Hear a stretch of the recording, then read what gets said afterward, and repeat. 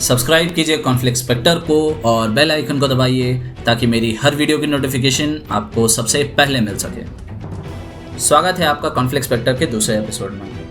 4th generation warfare पर पिछले video में हमने बात करना शुरू किया था कैसे ये युद्ध पिछले सारे युद्धों से अलग था और इसकी शुरुआत किस परिस्थिति में हुई थी। आज हम इसको एग्जाम्पल्स के साथ और अच्छे से समझने की कोशिश करें।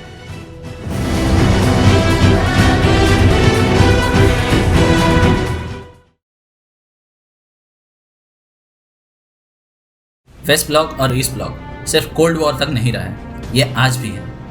पर आज जैसे सरकार बदलती है तब देशों के अपने ब्लॉक्स को बदलने के भी चांसेस होते हैं। ये देश और ये ब्लॉक्स परमानेंट नहीं होते और ना ही इन ब्लॉक्स के लीडर्स। वल्नरेबल देशों में आज भी ये ब्लॉक्स की लड़ाई लड़ी जाती है, चाहे वो कन्वेंशनल हो या अनकन्वेंशनल। तो अब देशों ने ये ब्लॉक से सीख कर खुद भी अपने युद्धों में ऐसे बदलाव करने शुरू कर दिए हैं। आज की लड़ाई हाइब्रिड होती है, कन्वेंशनल और अनकन्वेंशनल दोनों कैपेबिलिटीज़ का इस्तेमाल किया जाता है। एग्जाम्पल के तौर पे 1971 में भारत और पाकिस्तान के बीच में लड़ी गई बांग्लादेश लिबरेशन वॉर को देख लीजिए। पूरे पाकिस्तान में पश्चिमी पाकिस्तान से ज़्यादा पूर्वी पाकिस्तान में लोग रहते थे, जिसमें से ज़्यादातर बंगाली थे। अब इतनी बड़ी जनसंख्या और पश्चिम से ज़्यादा इकोनॉमिक रिसोर्सेज वाले ईस्ट पाकिस्तान में उर्दू के साथ बंगाली को भी राजभाषा बनाने की मांग उठने लगी और साथ ही राजधानी इस्लामाबाद में होने के कारण एडमिनिस्ट्रेशन में होने वाली असुविधाएं भी खटकने लगी। इस पर बंगालियों के एक लीडर उभर के आए जिनका नाम था शेख मुजीबुर रहमान। फिर इलेक्शन में ये रिफॉर्म्स लाने की घोषणा के साथ इलेक्शन में कूद गए और ईस्ट पाकिस्तान की ज़्यादा जनसंख्या के कारण जीत भी गए। अब वेस्ट पाकिस्तान में इस बात पर खलबली मच गई। पाकिस्तानी डोमिनेंस तो आज भी हमें वहाँ दिखता है, तो कैसे कोई बंगाली हम पंजाबियों पर राज कर सकता है। प्लस इसके अलावा 6 पॉइंट मूवमेंट जिसे मुजीबुर रहमान ने प्रॉमिस किया था, उसमें भी बहुत सी ऐसी चीज़ें थी जो एक बार में बड़ी प्रॉब्लमेटिक लगती हैं। तो पाकिस्तानी प्रेसिडेंट और उस समय के मिलिट्री डिक्टेटर याह्या खान ने फिर चीज़ों को ऑर्डर में लाने के लिए फोर्सेस को ईस्ट पाकिस्तान में स्पेशल पावर्स के साथ डिप्लॉय कर दिया। उधर ये सब चल रहा था और इधर मैडम गांधी के नेतृत्व में भारत सरकार अगले कदम की तैयारी कर रही थी। रिसर्च एंड एनालिसिस विंग के फाउंडर रामेश्वर नाथ काउ के 2 प्लान में से एक बिल्कुल सही जा रहा था। फिर जब पाकिस्तानी सेना ने लॉ एंड ऑर्डर संभालने के नाम पे नरसंहार और मैसिव रेप शुरू कर दिए इस पाकिस्तान में, उस समय पीड़ित नौजवानों को भारतीय सेना में गुरिल्ला वॉरफेयर की ट्रेनिंग दी गई और अपने देश का बचाव करने के लिए हथियार भी दिए गए भारत की ओर से। इसे मुक्ति वाहिनी का नाम दिया गया। इसके अलावा एक और ग्रुप गौण वाहिनी के साथ भी भारत के खुफिया अधिकारियों का संपर्क बना हुआ था। अब जब पाकिस्तानी सेना यहाँ इन सब में फंस गई थी तो भारत ने खुल के मुक्ति वाहिनी का सपोर्ट किया और बंगाल की खाड़ी में एक नेवल ब्लॉकेड लगा दिया, जिसके कारण पाकिस्तानी शिप्स अब ईस्ट पाकिस्तान में नहीं पहुँच सकती थी। इससे ईस्टर्न थिएटर में फंसे पूरे पाकिस्तानी सेना की सप्लाई लाइंस कट गई और फिर लड़ते लड़ते जब हथियार और राशन ख़त्म होने लगे तो ईस्टर्न थिएटर के कमांडर जनरल AKA नियाज़ी ने अपने 93,000 सोल्जर्स के साथ सरेंडर कर दिया और फॉल ऑफ ढाका के साथ भारत की एक डिसाइसिव विक्ट्री इस युद्ध में देखी गई। तो यहाँ अगर देखें तो भारत पाकिस्तान के युद्ध में भारत ने अनकन्वेंशनल वॉरफेयर से शुरुआत की और फिर मिलिट्री ऑप्शन को चुना गया। तो इसी को कहते हैं हाइब्रिड वॉरफेयर। इसमें बहुत सारे एलिमेंट्स होते हैं जिसमें समय के साथ धीरे धीरे वृद्धि होती है और सारे एलिमेंट्स जुड़ते जाते हैं। तो इसके एलिमेंट्स की अगर बात करें तो पहला है प्रॉक्सी वॉर। प्रॉक्सी वॉर क्या है? तो आसान भाषा में दूसरे के कंधे पर बंदूक रख के चलाना। क्यों? ताकि मोरल हाई ग्राउंड बना रहे इंटरनेशनल लॉज के रेफरेंस में। और विश्वास मानिए ऐसा बहुत होता है, 1-2 घटना नहीं होती है।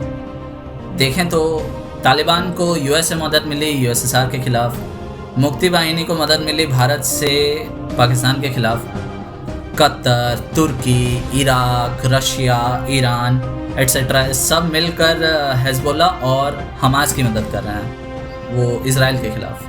लीबिया तो पूरा बर्बाद ही हो गया इस प्रॉक्सी वॉर के थ्रू डोमिनेंस की लड़ाई में। भारत भी ज़्यादा दूर नहीं है। चाइना से फंडेड माओइस्ट और नक्सलाइट्स मूवमेंट के साथ साथ पाकिस्तान से फंडेड कश्मीरी और खालिस्तानी सेपरेटिस्ट भी ऐसे ही प्रॉक्सी वॉर का हिस्सा है। तो यहाँ ध्यान दें तो दो बातें सामने आती हैं।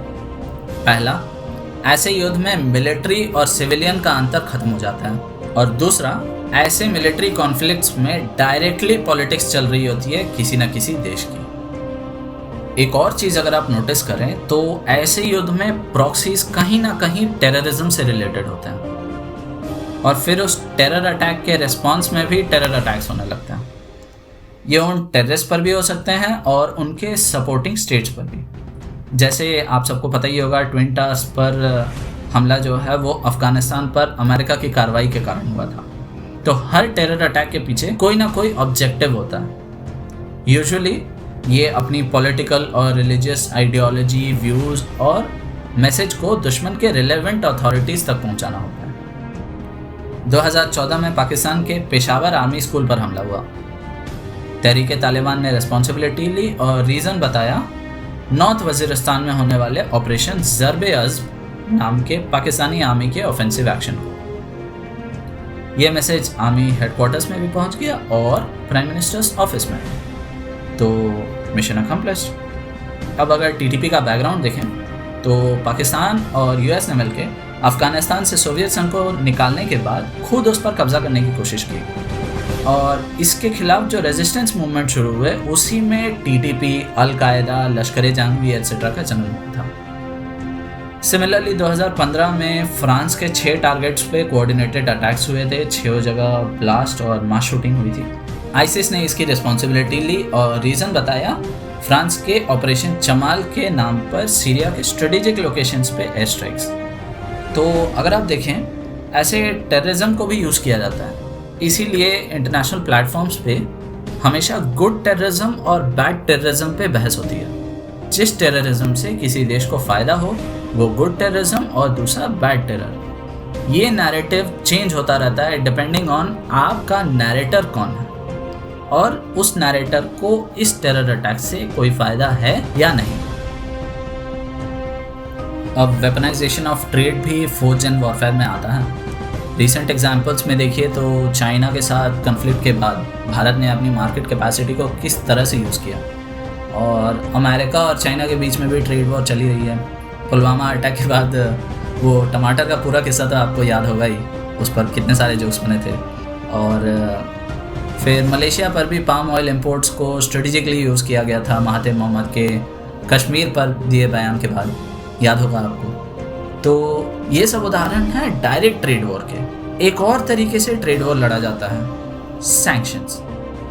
सैंक्शंस मतलब एक पर्टिकुलर कंट्री के खिलाफ यूनिवर्सल ट्रेड रेस्ट्रिक्शन। तो अगर आप ऐसे कंट्री से ट्रेड रिलेशंस बनाते हैं या फिर आपका ट्रेड रिलेशन ऑलरेडी है और उसको आप कंटिन्यू भी कर रहे हैं, तो इकोनॉमिक पावर हाउसेस से आपका ट्रेड इम्पैक्ट होगा। एग्जाम्पल के तौर पे यूएस ने ईरान पर सैंक्शंस लगाए तो ईरान से जो ऑयल खरीदेगा उसके अमेरिका के साथ ट्रेड पर इसका इम्पैक्ट पड़ेगा।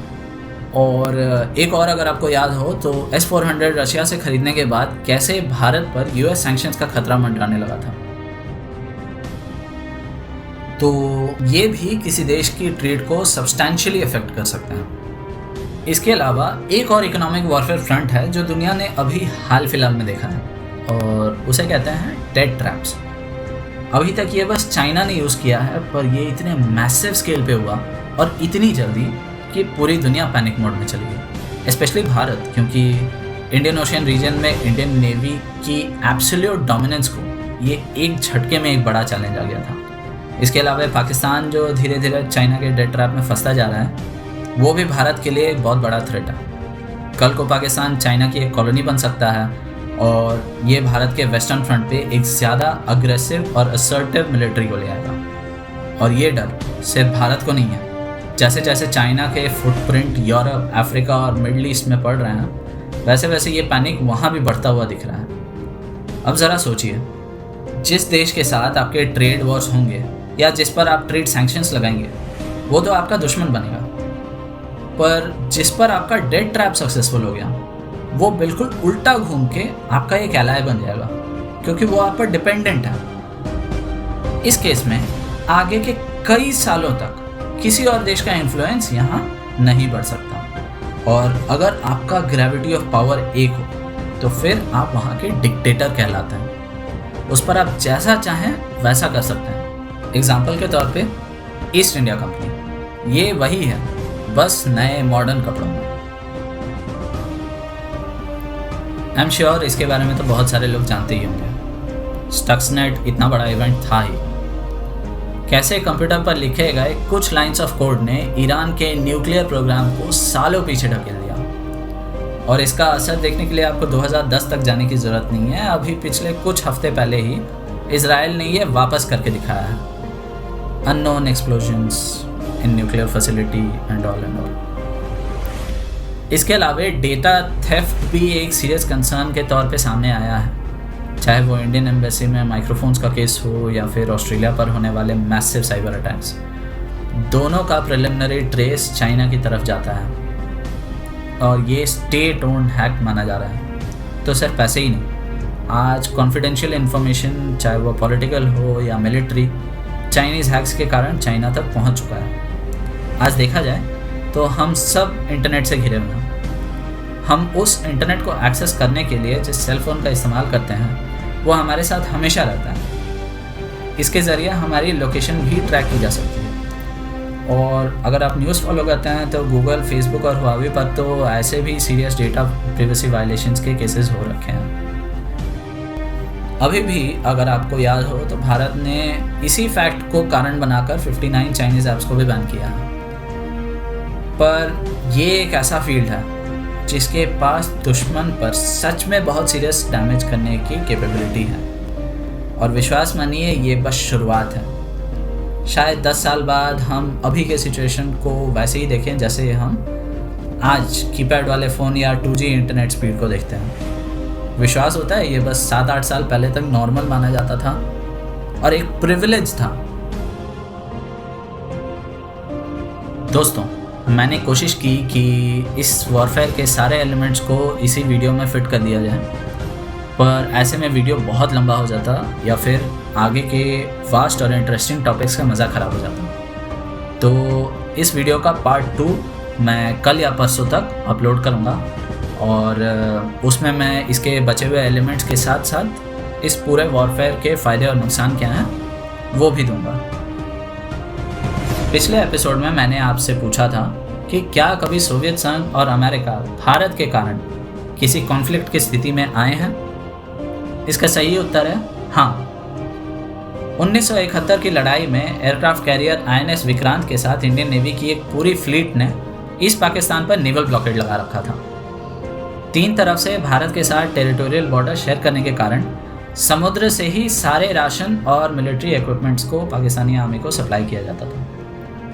US ने 2 बार UN में भारत पाकिस्तान के बीच में कोऑर्डिनेटेड सीज फायर की कोशिश की, पर दोनों बार भारत समर्थक सोवियत संघ ने इसके विरुद्ध वीटो कर दिया। पाकिस्तान की पूरी सप्लाई लाइंस को कटा हुआ देख अमेरिका ने अपनी नेवल 7 फ्लीट का एक हिस्सा, जिसे टास्क फोर्स 74 भी कहा जाता है, उसे भारत के अग्रेसिव नेवल ब्लॉकेड को चुनौती देकर पाकिस्तान की सप्लाई लाइंस रीएस्टैब्लिश करने का मिशन दिया।